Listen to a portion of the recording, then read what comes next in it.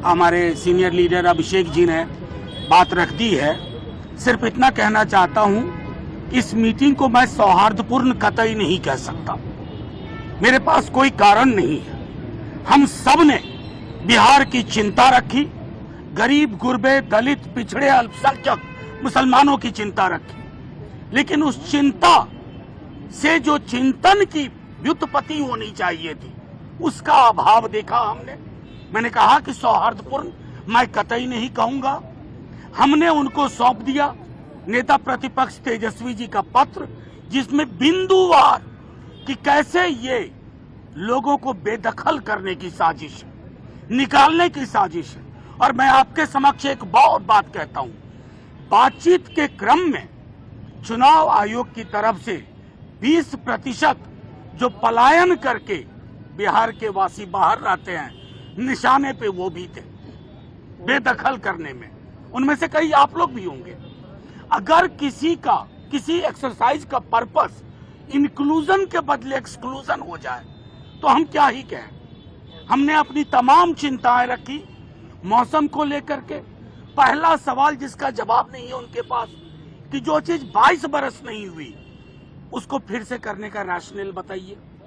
कुछ नहीं, कोई जवाब नहीं। आपके कर्मचारी इक्विप्ड हैं, कोई जवाब नहीं। अगर दिक्कत आएगी 1 महीने के अंदर क्या होगा। एलिजिबिलिटी को मार्क करने के जो आपके तरीके हैं वो अधिकांश लोगों के पास वो 11 दस्तावेज नहीं है। हम उनकी बात कर रहे हैं जिनके पास एक अलग से सूटकेस नहीं होता है दस्तावेज रखने का। जो गरीब गुरबा मौसम भी झेल रहा है, एक तरफ सुखाड़ एक तरफ बाढ़, और इसी प्रक्रिया में 1 महीने के अंदर सब होना है।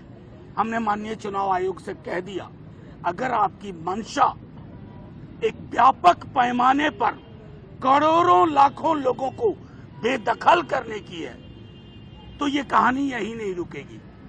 सैलाब सड़कों पर भी होगा, क्योंकि सबसे महत्वपूर्ण राइट है राइट टू वोट, और 1 वोट 1 वैल्यू।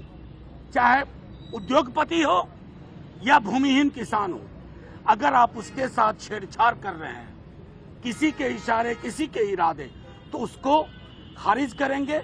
नेता प्रतिपक्ष ने बिहार में भी कहा, चिट्ठी भी भेजी है। हमने एक एक दस्तावेज अपनी चिंताएं अलग अलग साथियों ने जो न्यूज़पेपर्स में लिखा उनको सौंप दिया है। उम्मीद है कि माननीय चुनाव आयोग दीवार पे लिखी इबारत पढ़ेगा कि यह हिंदुस्तान के इतिहास में बेदखल करने की जो